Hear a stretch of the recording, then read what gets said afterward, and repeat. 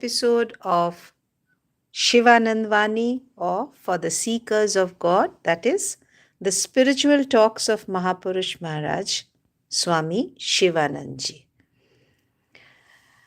So we will see what we are going to do today. In today's episode, Maharaj will discuss the following. Firstly, the knowledge of Brahman is natural. Then, lives of illumined souls are Upanishads. The master is the Veda, Swamiji its commentary. One should not brag about one's spiritual practice and realization.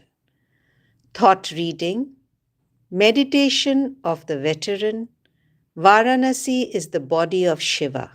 Mahapurushji's experience in Varanasi and its after effects.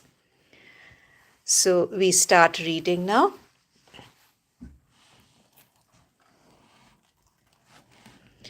One noon at the monastery at Belur, Mahapurushji was resting in his room. A monastic disciple was standing near quietly fanning him. There was no one else in the room. All of a sudden, Mahapurushji said, "Look here, men of the world think that the knowledge of Brahman is something impossible to attain, but a knower of Brahman thinks, on the contrary, that it should be impossible for a man to remain ignorant without the knowledge of Brahman. That's what a knower of Brahman thinks, being attached to the world." These words, quiet, solemn, and full of love, impressed the disciples so much that they were imprinted in his memory for all time. See, so men of the world think that the knowledge of Brahman is something impossible to attain, but a knower of Brahman thinks, on the contrary, that it should be impossible for a man to remain ignorant, being attached to the world. This is the message that he is giving us. Another day, addressing a monk, Mahapurushji said, "What kind of scriptures are you reading, El? Can you read our lives? Our lives are Upanishads. You will find there, within our lives, the essence of the scriptures." The sadhu present in the room took these words literally. As a matter of fact, if one reads the life stories of illumined souls, which are verily Vedas, one will automatically understand the spirit of spirituality and the scriptures. Now, this is a very important point to understand, and that's why we are always asked to read the lives of any Mahapurush around us, the great ones who have come to this earth, because they are living scriptures. One day, the same monk went to Swami Shardanand with a copy of the rules and regulations formulated by Swami Vivekananda for the guidance of the monastery at Belur. The monk wanted to know how much of this booklet contained the rules that was Swamiji's personal opinion, and also if Swami Shardanand had anything different to say about the rules. One by one, all the rules were read, and Swami Shardanand explained clearly that each rule was based upon the experience and teachings of Sri Ramakrishna. Finally, he remarked that he had nothing different to say in regards to them, and he asked the disciple to approach Mahapurushji with his question.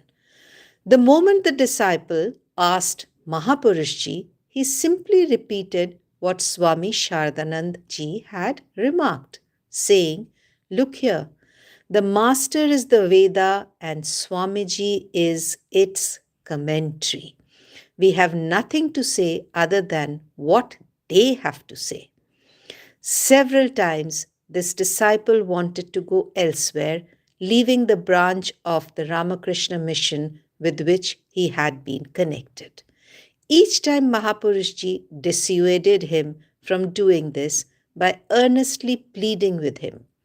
The last time the disciple begged Mahapurushji's permission to leave the center, Mahapurushji appealed to his heart, saying, "This center will be the means of doing good to many people, even if the means even if it means that some losses to you.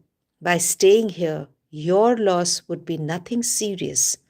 Only perhaps you might be delayed a little in realizing your ideal. Most probably, you would not be delayed. Even if you are delayed a little, can you not make this small sacrifice for the good of so many people?" Once in Varanasi, in the course of a conversation, Mahapurushji said to the sadhus of the monastery there, "One should not brag about one's spiritual practice. Even if you have attained Nirvikalpa Samadhi, what of that? You would simply have become what you really are. So you have to give up your ego." That's what he is trying to tell us. There is nothing to brag of in that. What wonderful spiritual power and absence of ego are contained in those simple words.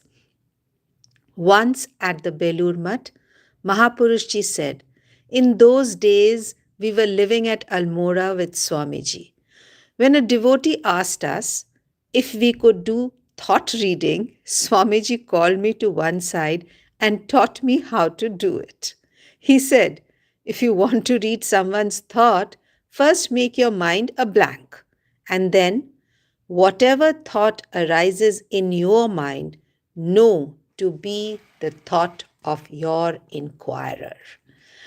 Upon hearing Swamiji's explanation, I said to the devotee, "Well, shall I tell you what you have in your mind?" Saying this, I made my mind a blank by meditation, and then I became aware of a particular thought arising in it. I said to the devotee, "Was this your thought?" He admitted that it was. So, thought reading is possible if we can make our minds blank, which is again a very, very difficult task.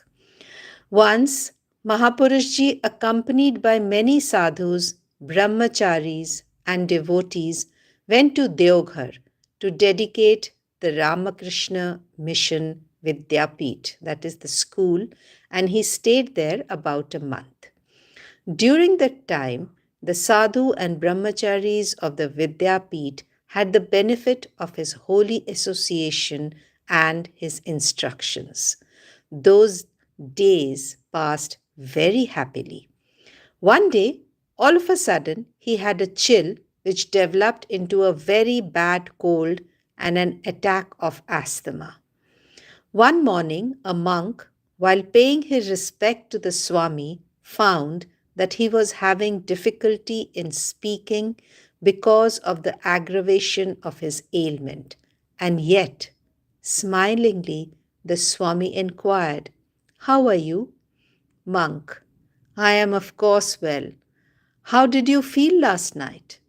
Mahapurushji: "I suffered a great deal last night. I felt almost suffocated.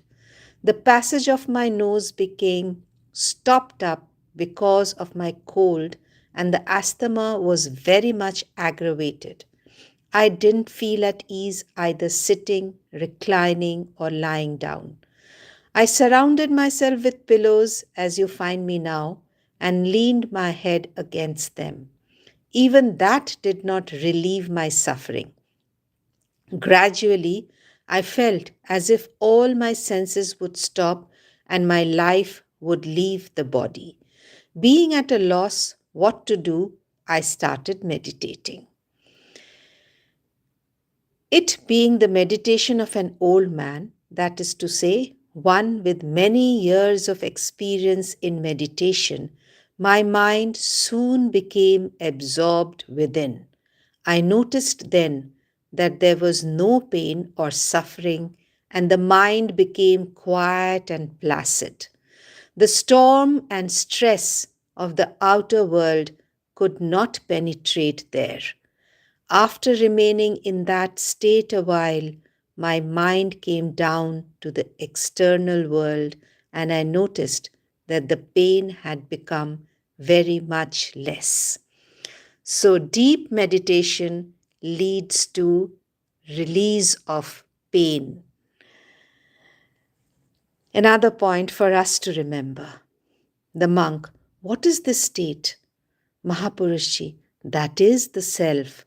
When Mahapurushji went to Varanasi for the last time, once in the course of conversation he remarked, the entire city of Varanasi is the body of Shiva. We are living in Shiva.